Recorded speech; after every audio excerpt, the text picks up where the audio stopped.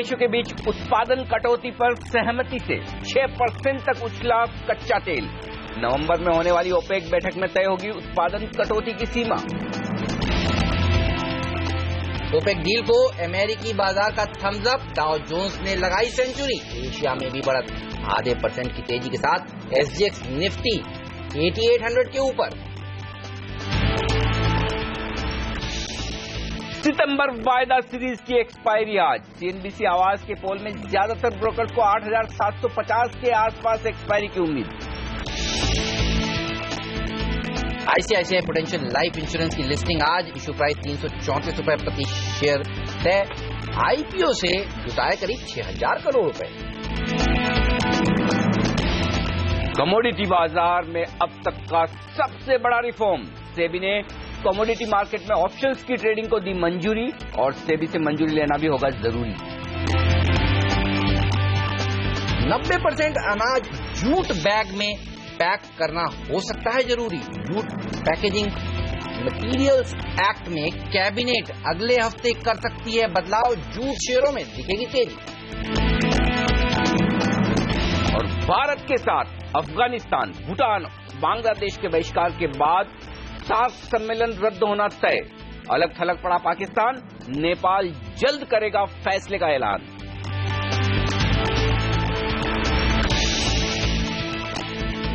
वो सारे संकेत जो आप एक्सपायरी के दिन देखना चाहते हैं वो आज हैं। जी हां, ग्लोबल मार्केट से मजबूत एफआईएस की बिकवाली का दबाव कम और 8800 के लेवल पर नजर। तो मजबूत शुरुआत के बाद क्या कुछ और खरीदारी और शॉर्ट कवरिंग होगी, कहां होगी एक्सपायरी, इस पर हमारा खास फोकस। नमस्कार, मार्केट काउंटडाउन में आप सबका स्वागत है। मैं हूं अनिल सिंघवी। नमस्कार, और मैं हूं हेमंत खई, और हमारे साथ जुड़ेंगे हमारे दो खास मेहमान, PowerMyWealth.com के सीईओ और फाउंडर संदीप वागले और जियोजित बीएनपी पारिबा के head investment strategist Gaurang Shah भी दोनों ही हमारे साथ स्टूडियो में इनफैक्ट जुड़ चुके हैं और इनसे जानेंगे कि बाजार पर ध्यान इनका कैसा है, कौन से स्टॉक्स और सेक्टर्स इनको सबसे अच्छे लगते हैं। लेकिन सबसे पहले देखिए एसजीएक्स निफ्टी क्या संकेत दे रहा है। शानदार गैप अप ओपनिंग होगी 8800 के ऊपर, इस तरह के संकेत आ रहे हैं और ये जो संकेत हमें मिल रहे हैं वो ग्लोबल मार्केट से अच्छी तेजी के मिल रहे हैं।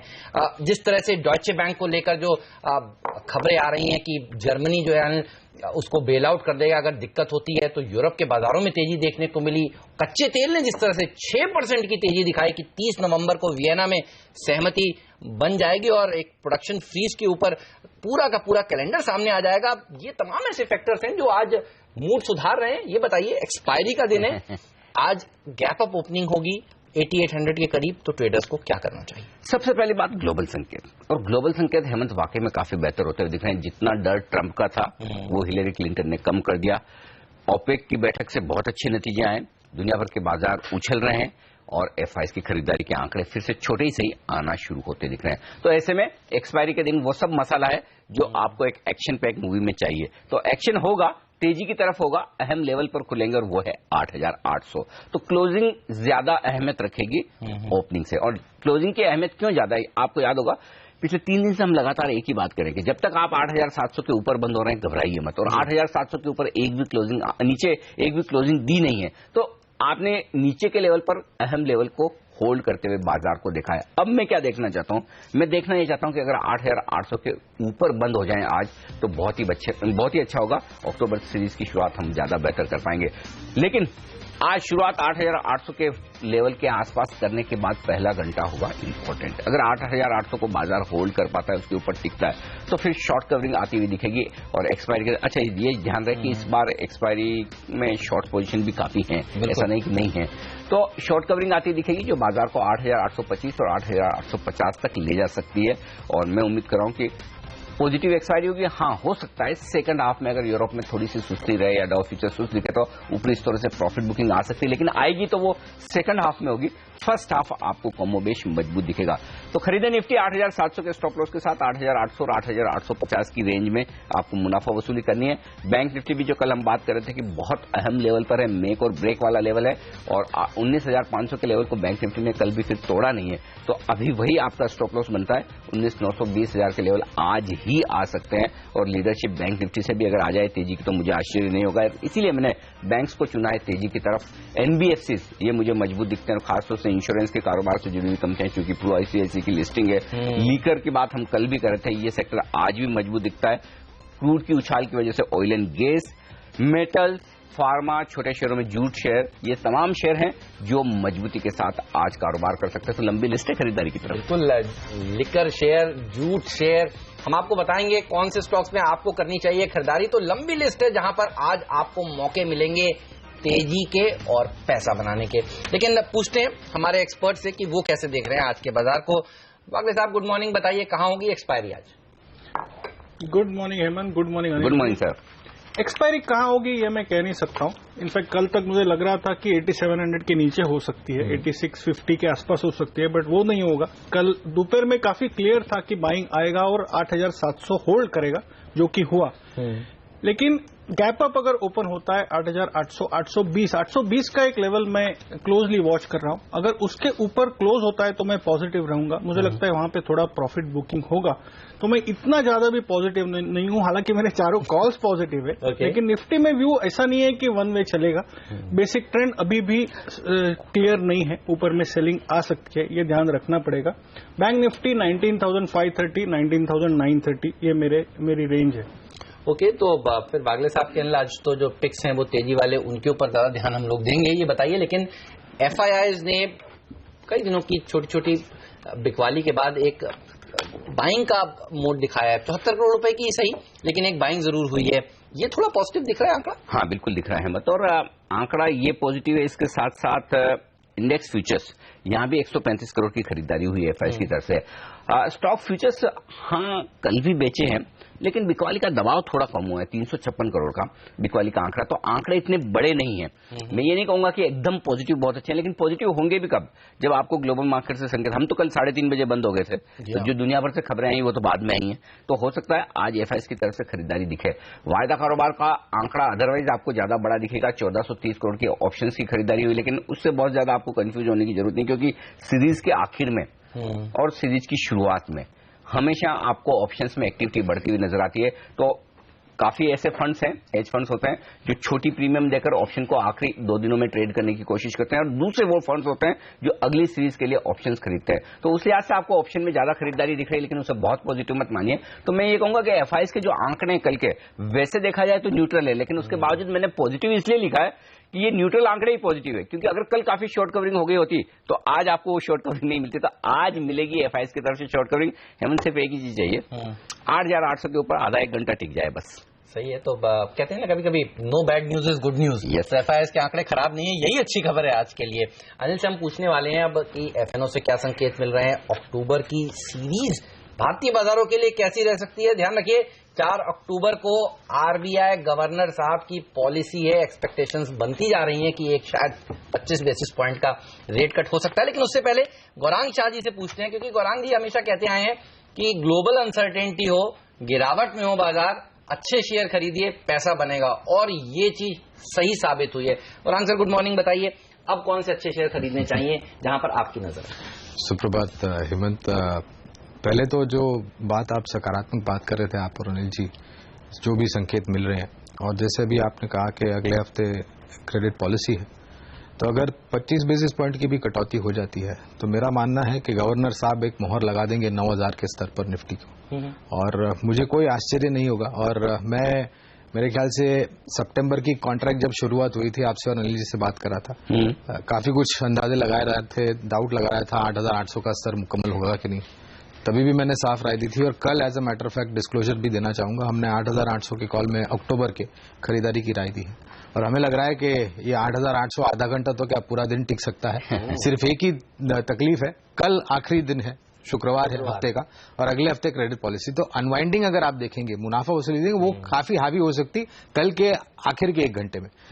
शेयर कौन से लेने, तो हमने अच्छा खासा करेक्शन एक्सिस बैंक में देखा, वहां पर खरीदारी की कवायद है, 680 का लक्ष्य बना करके चल रहे हैं। टाटा मोटर्स पर 620 का लक्ष्य बना करके चल रहे हैं। निजी bank, Anil ji, banking sector पर काफी पॉजिटिव है, तो हम भी सहारा देंगे उनके व्यू को। आईसीआईसीआई बैंक हमें पसंद है, 320 से लेकर के 340 का लक्ष्य हम लेकर के चल रहे हैं। और फार्मा जो कि काफी अच्छा रुझान दे रहा था, फिर वो बायोकॉन हो या ऑरबिंदो हो या फिर सिप्ला, इवन ग्लेनमार्क, ये सभी पर हमें लग रहा है कि आपको खरीदारी करनी चाहिए। ऑलराइट, तो लंबी लिस्ट है और बेहतरीन शेयरों की लिस्ट है। बायोकॉन, औरोबिंदो, सिप्ला में खरीदारी करी, एक्सिस बैंक, आईसीआईसीआई खरीदिए और टाटा मोटर्स। जी हाँ, ग्लोबल मार्केट जब अच्छे होते हैं तो टाटा मोटर्स अच्छा प्रदर्शन दिखाता भी है। ये स्टॉक्स पर रखिए नजर। संदीप वागले जी के भी टॉप पिक्स आपके सामने हाजिर करेंगे, लेकिन पहले ये सीरीज कहाँ एक्सपायर होगी, ये सवाल अभी हम पूछ रहे थे वागले साहब से भी। कुछ डेटा इंडिकेट कर रहा है क्या? और इससे इंपॉर्टेंट सवाल, अगली सीरीज कैसी रह सकती है? फेस्टिवल वाली सीरीज है, दशहरा है, ये बताइए। छुट्टियां भी काफी हैं। छुट्टियां भी काफी हैं, लोगों ने प्लान भी कर लिए है। बताइए कैसी रह सकती है? 8,800 के आसपास के संकेत दिख रहे हैं डेटा से। वो इसलिए कहूंगा हेमंत, देखिए कल के सेशन में 8,800 पर ओपन इंटरेस्ट कॉल्स में जो था वो कम होता हुआ दिखा, यानी कि मंदी करने वाले ट्रेडर्स भी मान रहे हैं कि 8,800 आ सकता है, तो संभावना बनती है उस लिहाज से। एक चीज बहुत साफ दिख रही है एक्चुअली, और वो ये कि 8,700 के नीचे एक्सपायरी नहीं होगी। लेकिन अब चूंकि हमें तो बात ऊपर की करनी है, क्योंकि कल देखिए 15 लाख शेयर, 33% लोग मान रहे थे कि हो सकता है। हाँ, तो वो प्रोबेबिलिटी घट गई है। हाँ, तो 8,700 पर कल 15 लाख शेयर नए जुड़े हैं पुट में। तो इसका मतलब साफ है कि जिस तरह से पुट बेचे गए हैं एक्सपायरी के एक दिन पहले, वो लेवल बेहद स्ट्रॉन्ग है, उसके नीचे हम क्लोज हो भी नहीं रहे हैं, तो नीचे के रिस्क ज्यादा है नहीं। अब ऊपर कितना बन सकते हैं, तो ये बात तय है कि 8,800 तो आपको दिखना है, आज स्क्रीन पर दिखेगा, इसमें कोई डाउट नहीं है मुझे। लेकिन बस वही है कि हम उसके ऊपर टिकने चाहिए। अब जो इंटरेस्टिंग एक्शन है वायदा कारोबार का, और अगली सीरीज के लिहाज से जो आपने पूछा, उससे पहले मैं एक रोल ओवर के डेटा दूं। 52% रोल ओवर हुआ है निफ्टी में, जो पिछली सीरीज में एक दिन पहले तक 61% था, यानी कि काफी कम है, 7-8%, 9% इनफैक्ट। बैंक निफ्टी में देखिए 48% रोल ओवर हुआ है, पिछली सीरीज में यही एक दिन पहले 50% था। अब आप इस रोल ओवर से ये अंदाजा लगा सकते हैं कि लोगों का कॉन्फिडेंस शायद कम है, लेकिन उसको कॉन्फिडेंस की कमी के तौर पर मत देखिए, ये देखिए कि सितंबर सीरीज की शुरुआत हमने पिछले एक साल के हाईएस्ट ओपन इंटरेस्ट पे की थी। बात है। तो उस लिहाज से अगर इस बार रोल ओवर्स कम हो रहे हैं तो उससे घबराने की बिल्कुल जरूरत नहीं है। अगली सीरीज का मूड और टोन सेट करेंगे नए गवर्नर साहब 4 तारीख को। रेट कट आ गया, सीरीज परफेक्ट है, अच्छी दिवाली होगी, क्योंकि अगली सीरीज में दिवाली आ जाएगी 30 अक्टूबर को, कहीं कोई दिक्कत वाली बात नहीं। तो ये संकेत एकदम साफ है। अब जहां तक आज के वायदा कारोबार के संकेतों का सवाल है, निफ्टी में कल अच्छे लॉन्ग्स बने, लेकिन बैंक निफ्टी में अब भी ऊपर के लेवल पर पोजीशंस हल्की होती दिख रही है। तो मुझे लगता है आज की लीडरशिप हल्के होने के बाद बैंक निफ्टी से आनी चाहिए, और वहां पर मेरी नजर है, जैसे बैंक निफ्टी 19,000 20,000 के आसपास पहुंचेगा, वहां देखना होगा टिक पाता है या प्रॉफिट बुकिंग आती है।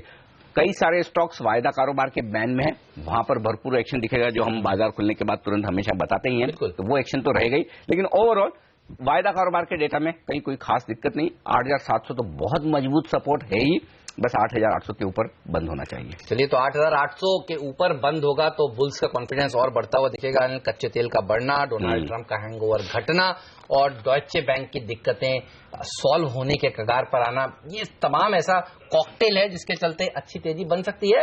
लेकिन ऐसे बाजार में फिर आपको और कौन से स्टॉक्स हैं जो खरीदने चाहिए इंट्राडे के लिहाज से? वागले साहब हैं हमारे साथ। सर बताइए, कहां नजर है आपकी? आपके 2 टॉपिक्स बताइए। हेमंत, मैं इंडिया बुल्स रियल एस्टेट के साथ जाना चाहूंगा, ये मेरा टॉप पिक होगा। इसमें स्टॉप लॉस होगा 90, टारगेट होगा 99। कल लास्ट 1 आवर में क्लियर ब्रेकआउट देखने को मिला, जो मुझे लगता है आज कंटिन्यू होगा। तो इंट्राडे नहीं, लेकिन 1 या 2 दिन का व्यू है। दूसरा होगा बैंकिंग स्पेस में मुझे स्ट्रेंथ दिखती है, जो अनिल जी कह रहे शायद बैंक निफ्टी लीड करे, उसमें इंडियन बैंक मैंने चूज किया है। इसमें स्टॉप लॉस होगा 219, टारगेट 243। ये भी 2 या 3 दिन का व्यू होगा। ओके, तो इंडियन बैंक का, पीएसयू बैंकिंग स्पेस का शेयर और हाई बीटा स्टॉक्स में इंडिया बुल्स रियल एस्टेट पसंद है संदीप वागले जी को। लेंगे एक ब्रेक के बाद आपको बताएंगे कि 5 टेक्निकल एक्सपर्ट्स क्या राय दे रहे हैं, निफ्टी को किस तरह से आज ट्रेड करना चाहिए।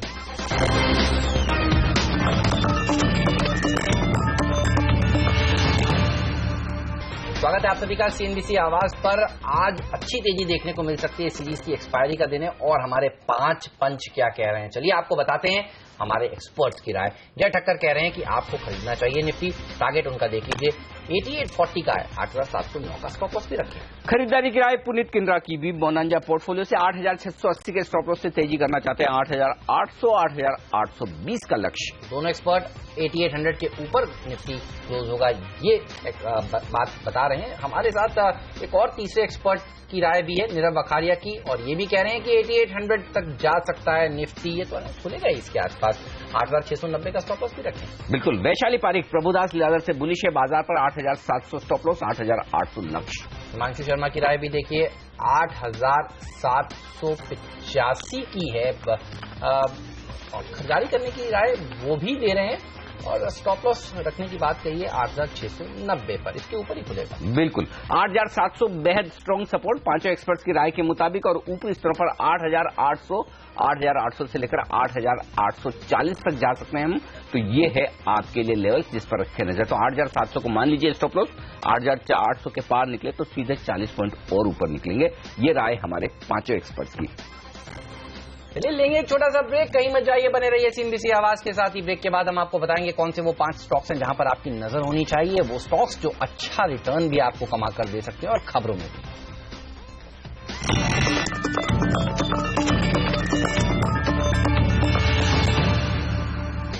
सबसे पहले कोटक महिंद्रा बैंक। इस स्टॉक में बड़े ट्रेड होने की संभावना है, क्योंकि ING मॉरिशस यहां पर 2.5% से ज्यादा हिस्सेदारी बेचने के मूड में, इसके लिए बुक खुली है। और 774.50 से लेकर 782 रुपए 30 पैसे, ये है वो रेंज जिसमें ये ब्लॉक डील हो सकती है। सबसे बढ़िया बात क्या है, ये कि कोई बहुत बड़े डिस्काउंट पर नहीं हो रही। 782 का प्राइस है, और वहां से मुश्किल से 7-8 रुपए नीचे में ही बुक बनती दिख रही। तो ये एक बड़ा पॉजिटिव होगा कोटक महिंद्रा बैंक के लिए डील होने के बाद। तो अनिल बताएंगे आपको कि आपको इस शेयर में क्या करना चाहिए इस शो में आगे, लेकिन नजर रखिएगा जूट से जुड़ी हुई कंपनियों के ऊपर, जूट पैकेजिंग से जुड़ी हुई कंपनियों के ऊपर।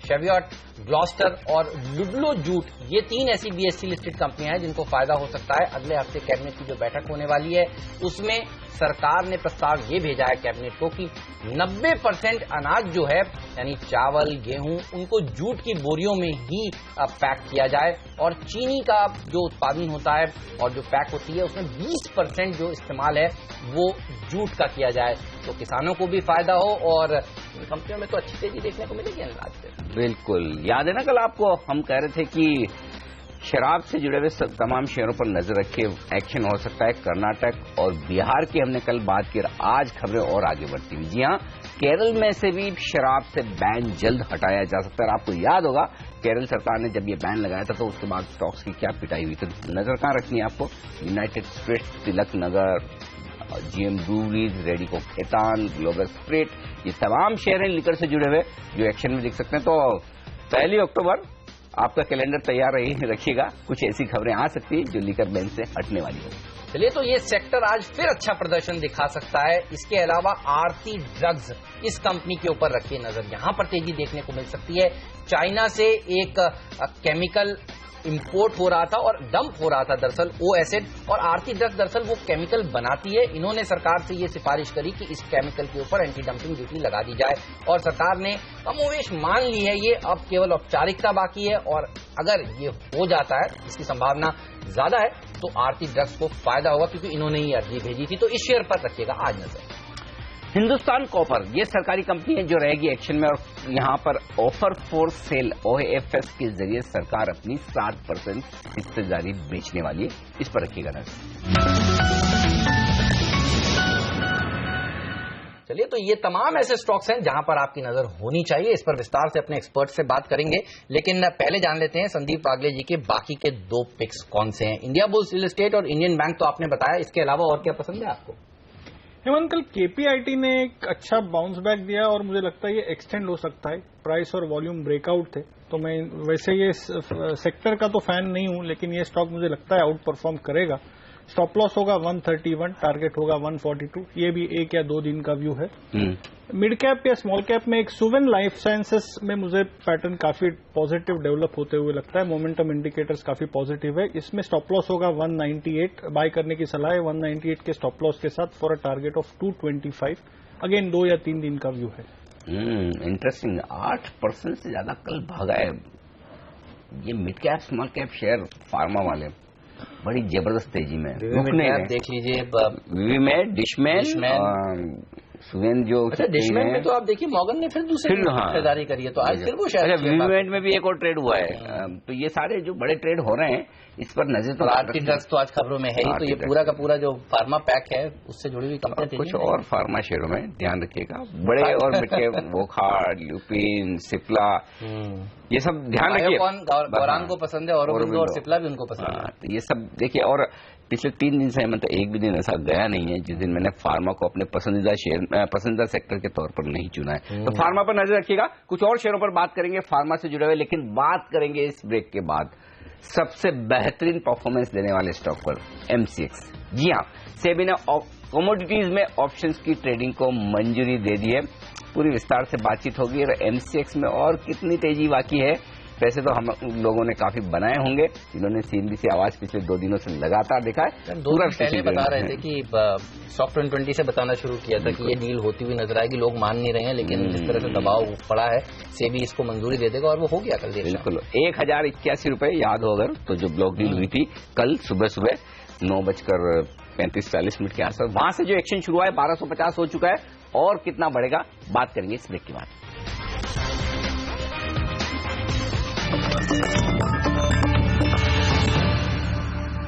और इस वक्त एक बड़ी खबर अंतर्राष्ट्रीय बाजारों से, वो है कच्चे तेल को लेकर। ओपेक देशों के बीच में एक प्रोडक्शन रोकने पर सहमति बन चुकी है। अब इसका कितना असर होगा कि क्रूड में आई है 6% की उछाल, प्रोडक्शन घटाया भी जाएगा, ये बातें आ रही है। नवंबर की मीटिंग में फैसला लिया जाएगा। तो इस पूरे मुद्दे को समझते हैं और कच्चे तेल की उछाल क्या टिकाऊ है, ये बड़ा सवाल है जो हम जवाब लेंगे। हमारे साथ देश के सबसे दिग्गज और जाने माने oil and gas expert Narendra Taneja साहब कार्यक्रम में शामिल हो रहे हैं। सर गुड मॉर्निंग, स्वागत है आपका सीएनबीसी आवाज पर। मैं समझना यही चाहता हूं कि जिस तरह से कल ये पूरा फैसला निकल कर आया है, अब ये बात तय है कि फैसला हो जाएगा प्रोडक्शन कट को लेकर, लेकिन क्या ये वाकई में क्रूड के दाम जो बढ़कर आए वो टिकाऊ रह पाएंगे या फिर एक बार की उछाल हुए क्रूड फिर से नीचे ही आना है? देखिए, जो पहला तो ये हमको समझना होगा जो फैसला हुआ क्या वो वास्तव में फैसला है। सऊदी अरब बिल्कुल तय करके गया था कि वो ओपेक की तरफ से फैसला करके आएगा, उसके लिए चाहे उसको कोई कंसेशन भी देना पड़े। सऊदी अरब ने बिल्कुल स्पष्ट किया था कि जब तक ईरान सहमत नहीं होगा वो प्रोडक्शन कट नहीं करेगा, लेकिन कल ईरान ने मना कर दिया और ईरान को कंसेशन दिया गया कि ईरान अपना प्रोडक्शन कट नहीं करेगा और उसकी सऊदी अरब जो है वो अपनी तरफ से प्रोडक्शन कट करेगा। जो 8 लाख बैरल की बात हुई उनमें ज्यादातर जो है वो सऊदी अरब की तरफ से ही आने वाला है।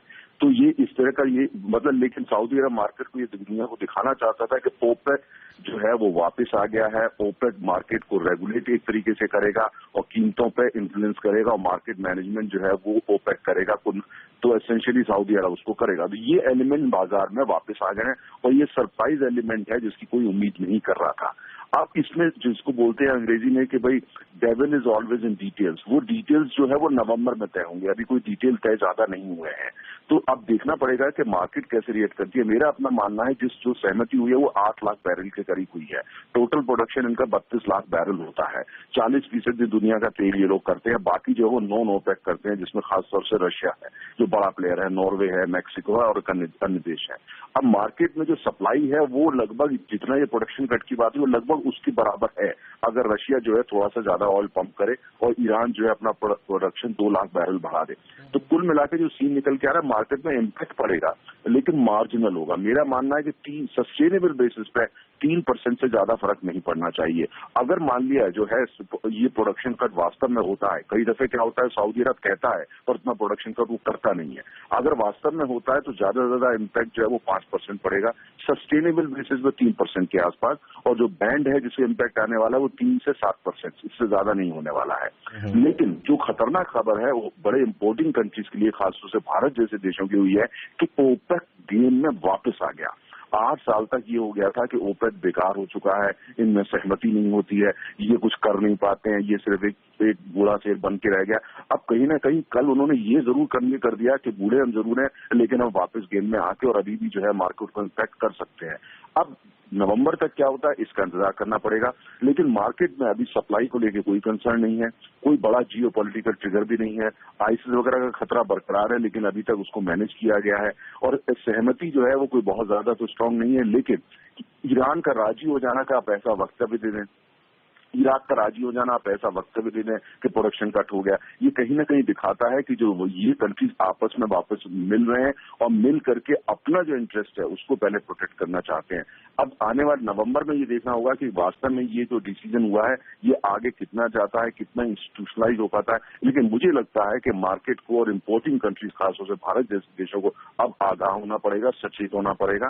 कहीं ना कहीं ये देश जो हैं अब इस बात पे आ गए कि जो कम कीमतें हैं उसको स्वीकार नहीं करेंगे और नॉन ओपेक कंट्रीज के साथ ये अब उन्होंने बातचीत करने का फैसला किया है, जो उन्होंने कल ये भी घोषणा करी है। और नवंबर के बाद कई नॉन ओपेक कंट्रीज को डेलीगेशन भेजे जाएंगे, खासतौर से रूस और मैक्सिको, नॉर्वे को, कि भाई हमको तेल की कीमत बढ़ानी है। तेल की कीमत बढ़े, ये हर तेल निर्यातक चाहता है। तो साथ से बाजार के ऊपर थोड़े से बादल तो मंडरा रहे हैं, इसमें कोई शक नहीं। बिल्कुल, तो बादल यहाँ पर मंडराते हुए और इंपोर्टिंग देशों के लिए ये अच्छी खबर नहीं मानी जाएगी। सर शुक्रिया, आपने इतने बेहतरीन तरीके से पूरा का पूरा ये जटिल विषय हमें आज समझाया। तो ओपेक देशों ने तो एक तरह से मन बना लिया है कि वो 30 नवंबर को प्रोडक्शन को फ्रीज करेंगे। नॉन ओपेक देश रशिया जैसे देशों से वो उनको बोर्ड पर लाने की कोशिश करेंगे। लेकिन अनिल, बड़ा सवाल यही कि ईरान, लीबिया और नाइजीरिया ये तो अलग थलग है और ये तो अपना कच्चा तेल जो है वो बनाकर बाजारों में उतारते ही रहेंगे। लेकिन बहरहाल इस समय जो अच्छी खबर ये है वो कच्चा तेल उछला है तो शायद हमारी अपस्ट्रीम कंपनियों को उससे आज फायदा देखने को मिले। गौरांग, आप कैसे देखते हैं इसे? क्या ONGC, oil India, Chennai petro, MRPL तरह के शेयर आज अच्छा प्रदर्शन दिखा सकते हैं और आपको क्या पसंद है अगर इसमें से आपको चुनना हो तो? देखिए हेमंत, अपस्ट्रीम में डेफिनेटली अगर जिस तरीके से उबाल आया है कच्चे तेल के दाम में अंतर्राष्ट्रीय मार्केट में, तो जाहिर है आपको ऑयल इंडिया, केन इंडिया, ओएनजीसी जैसे स्टॉक्स में ऊपर की तरफ के दायरे देखने मिलेंगे। लेकिन मैं कुछ हद तक सहमत नहीं हूं बात से, क्योंकि लीबिया अकेला ही 6 लाख बैरल सप्लाई करता है विश्व भर के मार्केट में। ईरान को मनाने वाला कोई है नहीं, क्योंकि 10-12 साल वो मानेगा कि नहीं, क्योंकि वो बोलेगा सऊदी अरेबिया के भाई $100 तो आपने मजे लूटे, हम तो $50 $40 पे हैं, तो आपको क्या दिक्कत आ रही है? जब उनका नंबर आया एग्जैक्टली। तो और ऐसी कोई चाइना जो या फिर इंडिया जैसी कोई बड़ी कंजम्पशन कंट्री नहीं खड़ी होगी कि आपके एक ही चीज है कि रिस्क या स्पेक्युलेटिव जो प्रीमियम है कच्चे तेल में वो ऊपर जा सकता है और वो कुछ ही समय तक जाएगा, फिर से लुढ़क करके वापस आ जाएगा। सबको लग रहा था दरअसल सहमति बनने वाली है नहीं, सबने शॉर्ट भी कर रखा था कच्चा तेल। सहमति बनती हुई दिख रही है, स्टेटमेंट्स आ रहे हैं, एक होप रैली देखने को मिली है, तो शायद एक शॉर्ट कवरिंग भी रैली की वजह से शायद नहीं, सिर्फ शॉर्ट कवरिंग। बिल्कुल, तो इसलिए हमने देखा तेजी बनती हुई नजर आई। तो आज हो सकता है इन स्टॉक्स में भी बढ़त देखने को मिले, लेकिन ऑयल मार्केटिंग कंपनियों के लिए अच्छी खबर नहीं है। हाँ, ये उनके लिए खराब। और एक्चुअली कल से संकेत कमजोरी के उनके आने शुरू हो गए थे, चार्ट्स पर भी होंगे, वायदा कारोबार में भी होंगे। तो जोड़ते हैं हम क्रिस सुब्रमण्यम साहब को, अल्टामाउंट कैपिटल के हमारे साथ है आज वायदा कारोबार के एक्सपर्ट। तो सुब्रमण्यम साहब, पहले तो यही बता दीजिए निफ्टी और बैंक निफ्टी का ट्रेड और expiry. Good morning Anil ji. I think जो भी डेरिवेटिव्स के रोल्स के लिहाज से देखा जाए तो कहीं ना कहीं एक आई थिंक स्लगिशनेस है, क्योंकि अगर आप देखें तो अभी भी पिकअप करना बाकी है। लेकिन जो भी माहौल है और जो सितंबर सीरीज जो काफी बेहतरीन रही है, काफी अगर आप देखें तो शुरू से लेके शुरू पे बीच में एक आई थिंक ब्लिप देखे थे जहां पर एक लॉन्ग एंड मनी वगैरह देखे थे, लेकिन ओवरऑल अच्छी सीरीज रही है। तो हमारा मानना है कि शायद अक्टूबर में अभी जो बैंक्स के भी कल एक वापस एक रिवाइवल रैली हुई है, उसको चलते आई थिंक बैंक निफ्टी में निफ्टी में डेफिनेटली अक्टूबर फ्यूचर्स का हम बाइंग का रिकमेंडेशन दे रहे हैं।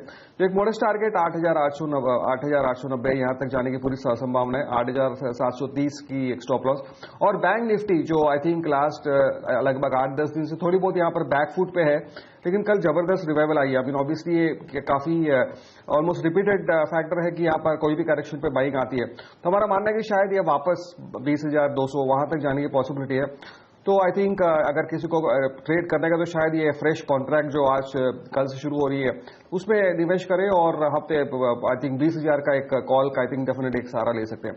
तो ब्रॉडली एक बुलिश बायस है। आई थिंक नेक्स्ट कम से कम 3-4 दिन या हफ्ते भर के लिए आई थिंक मार्केट मोमेंटम वापस आने की संभावना है और यहां से अच्छी खासी तेजी वापस देख सकते हैं। राइट, तो यहाँ पर तेजी और बढ़ती हुई नजर आ सकती है। लेकिन अब आपको बता देते हैं कि ब्रोकरेज हाउसेज रिलायंस इंडस्ट्रीज पर क्या राय रखते हैं, जी एंटरटेनमेंट पर क्या राय रखते हैं। ध्यान रखिए ये दोनों ही ऐसे स्टॉक्स हैं जिन्होंने इस सीरीज में 7 से 8% के पॉजिटिव रिटर्न्स कमा कर दिए हैं। इसके अलावा यस बैंक पिछले 6-7 ट्रेडिंग सेशन से अच्छा प्रदर्शन दिखा रहा है। एक बड़े अंडर परफॉर्मेंस के बाद इस स्टॉक पर क्या राय रखते हैं ब्रोकरेज हाउसेस? चलिए सीए चलते हैं, नियति के पास और जानते हैं। नियति बताइए क्या कह रहे हैं? ब्रोकरेज हाउस बिल्कुल बुलिश है इस पूरे रनअप के बाद भी। रिलायंस इंडस्ट्रीज पे दिग्गज ब्रोकरेज हाउस फर्म सीएलएस से निवेश करने की आपको सलाह दे रहा है। 1350 का इनका लक्ष्य है।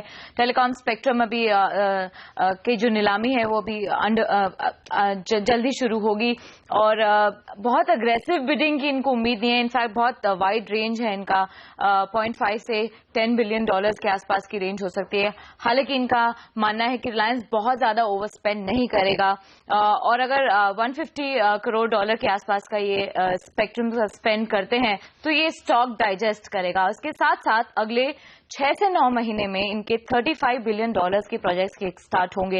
ये एक बड़ा ग्रोथ ड्राइवर होगा और यहां से इनको तेजी मिलती हुई दिखती हुई नजर आएगी। 1350 के लक्ष्य के लिए आपको निवेश करने की सलाह दे रहे हैं रिलायंस इंडस्ट्रीज में सीएलएसए। जी ने अपने जो पाकिस्तानी कंटेंट है उसका एक्सपोजर बंद कर दिया है, स्पेशली उड़ी के अटैक्स के बाद। बहुत मटीरियल इम्पैक्ट नहीं आएगा ऐसा मानना है ब्रोकरेजेस का। मैक्वारी आउट परफॉर्म की रेटिंग मेंटेन करा है, ₹600 का इनका लक्ष्य है। 9% की मौजूदा भाव से आपको तेजी ये शेयर दिखा सकता है। टॉप लाइन में सिर्फ 5% से भी कम का इनका कंट्रीब्यूशन है और इससे कोई भी तरह का जो स्ट्रैटेजिकली कोई इम्पैक्ट आता है वो ये नहीं देख रहे हैं। क्रेडिट स्विस भी आउट परफॉर्म की रेटिंग दे रहा है, 605 का इनका लक्ष्य है जो कि मौजूदा भाव से 10% की तेजी दिखा रहा है। और येस बैंक, जैसा कि आपने बताया कि भारी अंडर परफॉर्मेंस के बाद अब थोड़ा बेहतर प्रदर्शन दे रहा है। Bank of America Merrill Lynch बिल्कुल इसी थीम पे बात कर रहा है कि स्टॉक की री रेटिंग का टाइम है। रिटेरेट कर रहे हैं अपना बाय यानी निवेश का कॉल। 1590 का लक्ष्य दे रहे हैं, मौजूदा भाव से आपको 25% की तेजी दिखा सकता है। अर्निंग्स ग्रोथ इनकी बेहतर होती हुई नजर आएंगी और 30% इनके प्रॉफिट की ट्रैजेक्टरी देख रहे हैं FY 17 और 19 के दौरान। निवेश करके चलिए, 1590 का लक्ष्य यस बैंक आपको दिखा सकता है। तो यस बैंक 1590 का लक्ष्य मेरिल लिंच का, 650 का लक्ष्य यूबीएस का। आपको किसको फॉलो करना है वो आप देखिए, लेकिन दोनों एफआईएस के लक्ष्य अलग अलग डायरेक्शन में। कुछ और बेहतरीन मिड कैप से जहां पर रिपोर्ट्स नहीं थी, हेवल्स, भारत फोर्ज, क्या रिपोर्ट्स आई? हेवल्स के लिए पॉजिटिव खबर है। जेपी मॉर्गन ओवरवेट का कॉल मेंटेन कर रहा है। टारगेट प्राइस इन्होंने बढ़ाया है, ₹400 से बढ़ा के 460 का कर दिया है। 10% की मौजूदा भाव से आपको तेजी शेयर दिखा सकता है। जीएसटी और अपने होम अप्लायंसेज और डिलीवरीज की सेगमेंट में ये तेजी ला रहे हैं, रैंप अप करेंगे। ये एक बड़ा ग्रोथ ड्राइवर होगा। 20% टीपीएस CAGR अर्निंग्स ग्रोथ का इनको अनुमान है FY 16-18 के दौरान। और अर्निंग्स की वॉलेटिलिटी अब पीछे रह चुकी है क्योंकि सिल्वानिया से जब से इन्होंने एग्जिट किया उसके बाद अर्निंग्स की वॉलेटिलिटी आगे चल के नहीं दे रहे हैं। 20% के अर्निंग्स का पोटेंशियल रखते हैं। 460 के लक्ष्य के लिए आपको निवेश करना चाहिए हेवल्स में। कोटक ने लेकिन भारत फोर्ज को डाउनग्रेड किया है। एड की इनकी रेटिंग थी, अब इसे घटा के सेल यानी बिकवाली करने की सलाह दे रहे हैं और टारगेट प्राइस 480 से घटा के 435 का कर दिया है। 11% का मौजूदा भाव से ये शेयर गिरावट दिखा सकता है। एबिटा मार्जिन के एस्टिमेट इन्होंने 40 to 90 बेसिस पॉइंट घटाए हैं। साथ साथ में FY 17 और 19 के EPS अनुमान भी 5 से 7% घटा रहे हैं। क्यों? क्योंकि इसके वैल्यूएशन इनको बहुत ज्यादा महंगे लग रहे हैं और साथ साथ में घरेलू कमर्शियल व्हीकल और एक्सपोर्ट सेगमेंट में इनको दबाव देखने को मिल सकता है। 835 का लक्ष्य हेवल्स भारत फोर्ज आपको दिखा सकता है, कोटक का कहना है। ऑलराइट, चलिए तो इन तमाम शेयरों के ऊपर रखिए नजर। शुक्रिया नियति आपका इस जानकारी के लिए। लेंगे एक छोटा सा ब्रेक और ब्रेक के बाद जैसा कि हम आपसे कह रहे थे, हम आपको बताएंगे MCX को आपको किस तरह से आज अप्रोच करना चाहिए। कल 9% की तेजी के बाद लिकर शेयरों में कौन से शेयर आज अच्छा प्रदर्शन दिखा सकते हैं और कौन से वो झूठ शेयर हैं जिनमें होगी तेजी। CNBC आवाज की एक्सक्लूसिव खबर भी हाजिर करेंगे ब्रेक के बाद।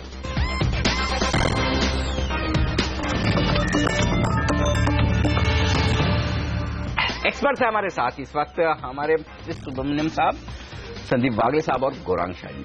अब बड़ी खबर, कल फाइनली सेबी ने कमोडिटीज में ऑप्शंस को मंजूरी दे दी और स्टॉक देखिए 7 दिन का चार्ट M6 का क्या दौड़ लगाई है, खास तौर से पिछले 3 ट्रेडिंग सेशन में। अब 1250 पर पहुंचा है M6।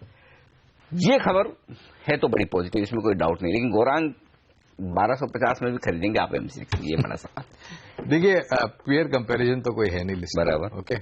और काफी तकलीफों से जूझा हुआ स्टॉक है ये और उभरा हुआ स्टॉक है, गिरकर उभरना जिसे हम कहते हैं। जो भी स्पष्टीकरण आया उसको लेकर के कामकाज में आने वाले समय में आपको बढ़ोतरी होती हुई दिखाई देगी, जिसके हिसाब से वॉल्यूम्स ऊपर जाएंगे, आमदनी ऊपर जाएगी। काफी रैली हो चुका है। इस स्तर पर पूरी ताकत लगाकर तो नहीं, लेकिन गिरावट पर निवेश बिल्कुल करें और इस तरह से शुरुआत करें थोड़ा थोड़ा और गिरावट पर और जोड़े। मेरा मानना है कि सुधार काफी हद तक हो सकता है इस सब बदलाव के बाद। तो बड़ा ट्रिगर है और ये एक बड़ा कैटलिस्ट है। बस अब सेबी ने देखिए कह दिया है कि जो जो एक्सचेंज इनको अर्जी देंगे उनको अब मंजूरी मिल जाएगी। और वित्त मंत्री जी ने भी इसकी बात बजट में की थी।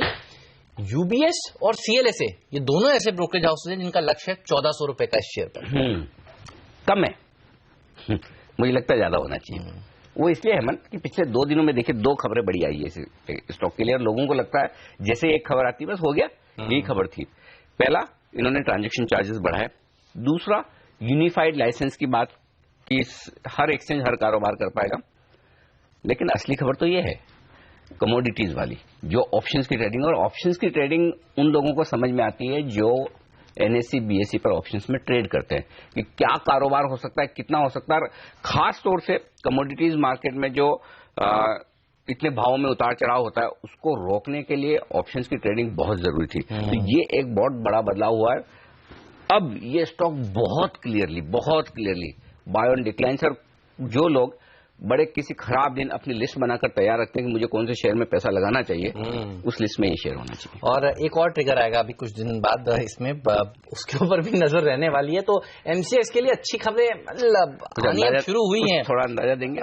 देखिए, जिस खबर का हमने जिक्र सीएनबीसी आवाज पर इनफैक्ट किया है, नीरज ने वो खबर ब्रेक भी की है कि यहाँ पर कोटक अपनी हिस्सेदारी बेच सकता है और शिकागो मर्केंटाइल एक्सचेंज के जो मोटर्स हैं वो स्टेक खरीद सकते हैं और वो स्टेक जो सेल होगा वो ऊपर के भाव पर होगा, ऐसा बाजार मानकर चल रहा है। इतनी अच्छी खबरों के बाद देखिए अगर 1400 रुपए का भाव आपको 2 बड़े एफआई ब्रोकरेज हाउसेज लगा रहे हैं, टॉप मिड कैप आइडियाज दोनों की हैं, यूबीएस के भी और सीएलएसए की भी, तो इस शेयर के लिए अभी अच्छे दिन जैसा कि आप कह रहे हैं आना और बाकी। बिल्कुल, और बहुत सारे बड़े इन्वेस्टर्स का इंटरेस्ट है और इंटरेस्ट उनका भले ही 200, 300, 400, 500 रुपए से हो, लेकिन वो बेचने की जल्दबाजी में नहीं, ये ध्यान रखें। तो ये एक बेहतरीन स्टॉक जिस पर आपकी नजर होनी चाहिए। वक्त एक ब्रेक और ब्रेक के बाद वायदा कारोबार के स्टॉक्स पर होगा फोकस। क्रिस सुब्रमण्यम से पूछेंगे कौन सी हैं उनकी बेहतरीन पिक्स इस ब्रेक के बाद।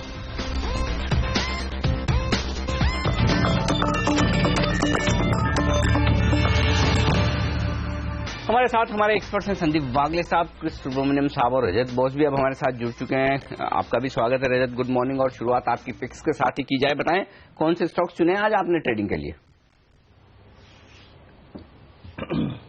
देखिए, मैंने 2 स्टॉक चुना है सेल करने के लिए और 1 स्टॉक जुड़ना चाहूंगा बाई साइड में। पहले सेल साइड में जो चुना है कि अंबुजा सीमेंट थोड़ी सी इंट्राडे रैली मिले तो भी बेचिए, क्योंकि इसमें मूविंग एवरेज की तरफ से 2 सिग्नल आ रहे हैं।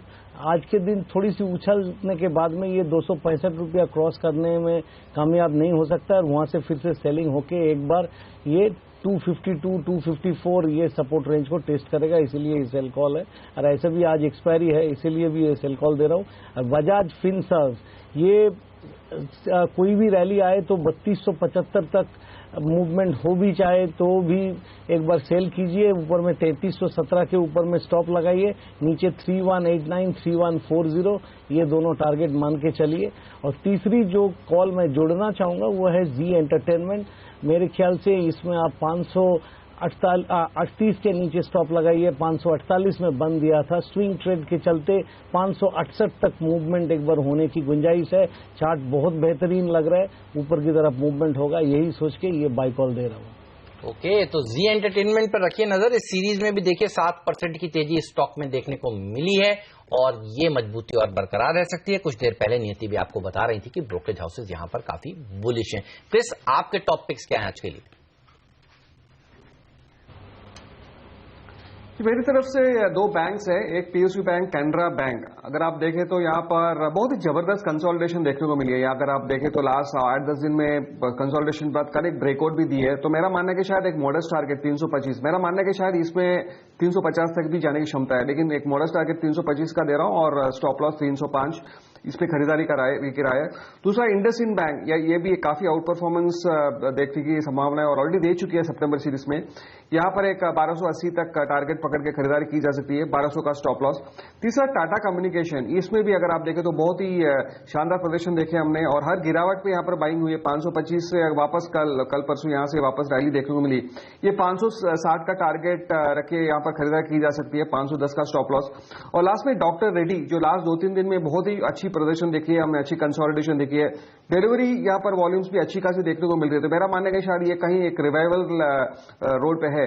तो यहाँ पर 3300 का एक मॉडेस्ट टारगेट पकड़ के मैंने यहाँ पर सलाह दी, 3180 का स्टॉप लॉस।